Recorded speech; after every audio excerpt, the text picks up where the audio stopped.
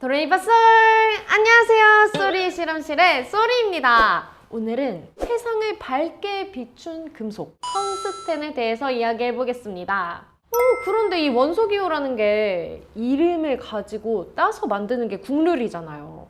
그러면은 텅스텐 하면은 뭐 TU라든지 못해도 막 TS 이런 게 붙어야 될 것 같은데 왜 W가 됐을까요?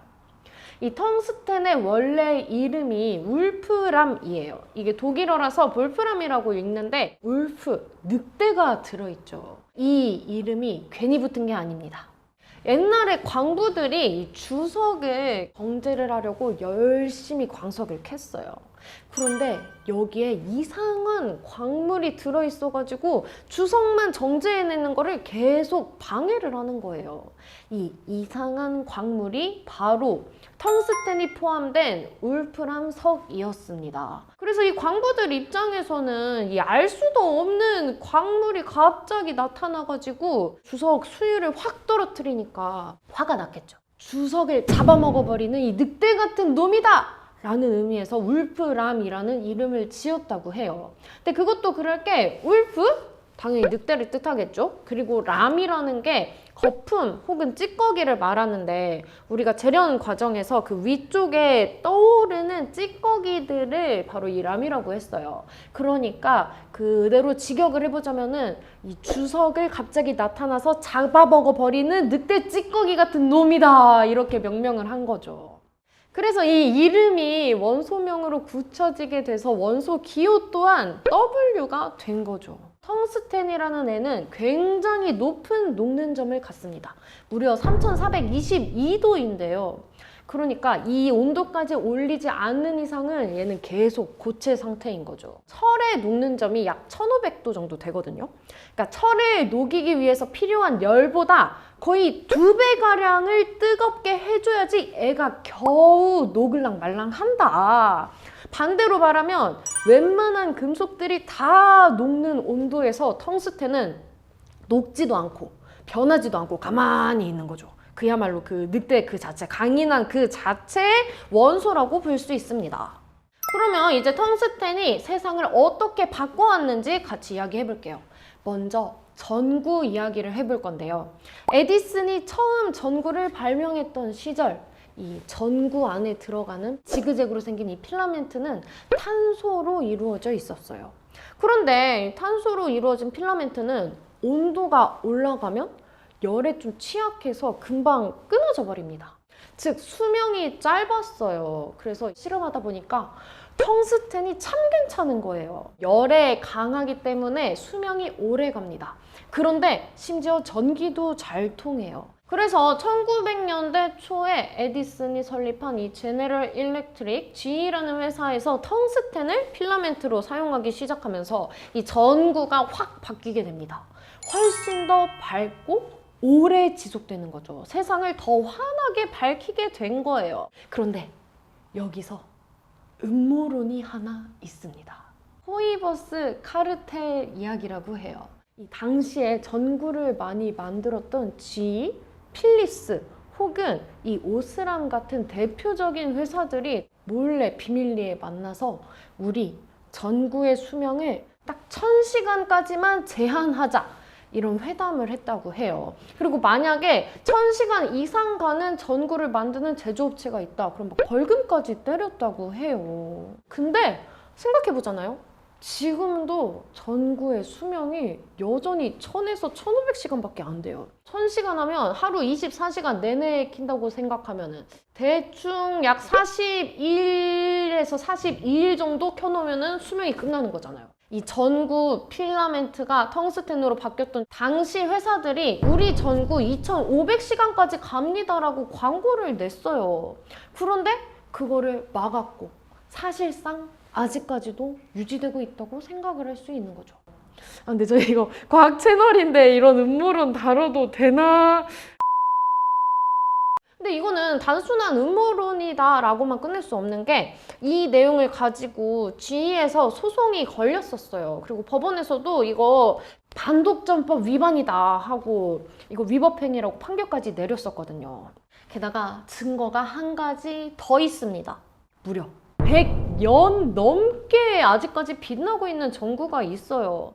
이 전구는 실제로 이 리버모어 소방서, 미국에 있는 한 소방서에 기증이 돼서 아직까지도 빛나고 있습니다. 잠시 정전이 됐거나 전구를 다른 곳으로 옮기거나 이런 천재지변이 일어났을 때만 잠깐씩 불이 꺼졌고, 그 외에는 계속 하루 24시간 100년 이상 불이 켜져 있었다고 해요.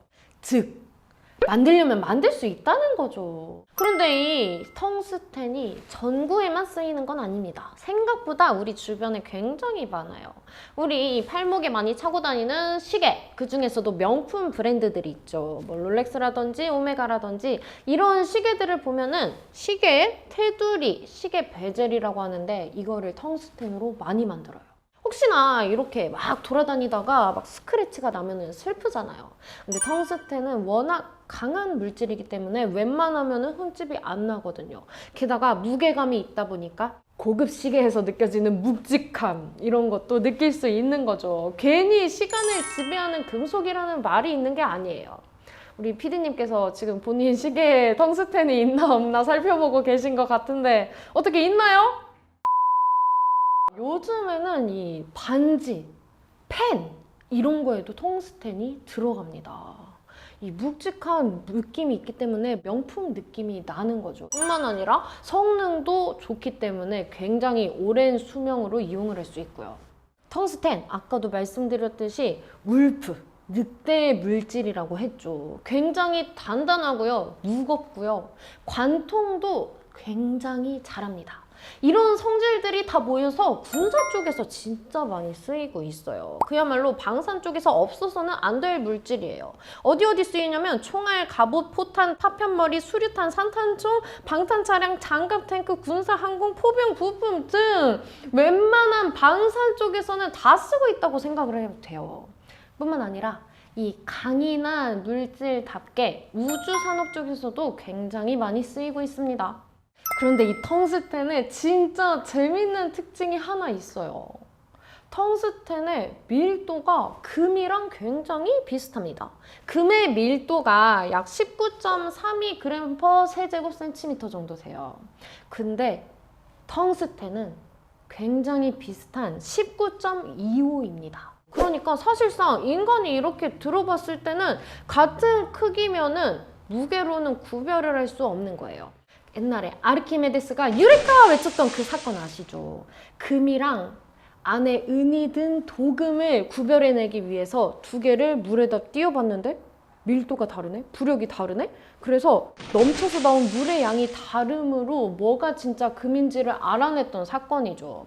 근데 이번에는 텅스텐이랑 금이 밀도가 거의 비슷하기 때문에 이렇게 해서는 눈으로는 쉽게 구별을 할 수가 없는 거예요.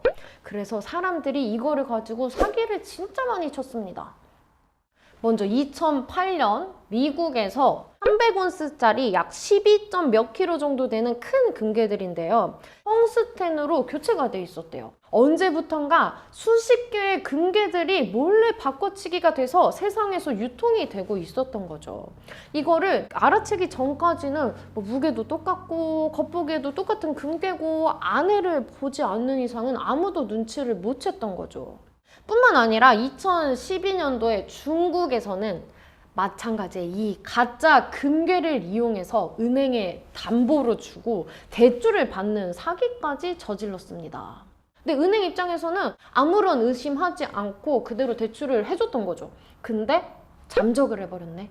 그리고 까보니까 이거는 내부가 텅스텐이네. 그래서 이렇게 발칵 뒤집혔던 사건도 있었어요. 그래서 요즘 시중에 유통되고 있는 금괴들은 이 정밀한 분석을 꼭 거쳐서 이게 진짜 금괴인지 혹은 속이 텅 빈 텅스텐만 있는 금괴는 아닌지 꼭 확인을 해야 돼요. 확인하는 방법이 여러 가지가 있는데 먼저 첫 번째, 엑스레이 검사를 하는 겁니다. 우리가 엑스레이 싹 해서 내부에 뼈가 어떻게 돼 있는지 이런 걸 보는 것처럼 내부가 금인지 텅스텐인지 이런 걸 직접 확인하는 거죠. 두 번째는 아르키메데스의 원리를 이용해서 부력, 밀도를 측정을 하는 방식이에요. 좀 더 정밀한 장치를 이용해서 이게 밀도가 몇인지 정확히 잡아낼 수 있어서 텅스텐과 금을 어느 정도 분별을 할 수 있다고 해요. 세 번째는 초음파. 우리가 이제 임신을 하면은 초음파를 해가지고 아기의 모습을 확인을 하죠. 그것처럼 안에 뭐가 들어있는지 초음파를 탕탕탕 쏴가지고 확인을 하는 거예요. 네 번째는 코어 드릴. 말 그대로 코어, 내부를 드릴로 파가지고 직접 뭐가 있는지를 보는 건데요. 가장 파괴적인 방법이기도 하고 이 금괴 자체를 부시는 행위이기 때문에 이거는 진짜 최후의 수단으로만 쓰고 있다고 해요. 텅스텐의 이름만큼이나 정말 묵직하고 무게감 있는 이야기가 아니었나 싶은데요. 오늘 이야기가 재밌었으면 여러분 구독과 좋아요 마음껏 부탁드리고요. 다음에 또 재미있는 원소 이야기 들고 소리는 다시 찾아오도록 하겠습니다. 안녕!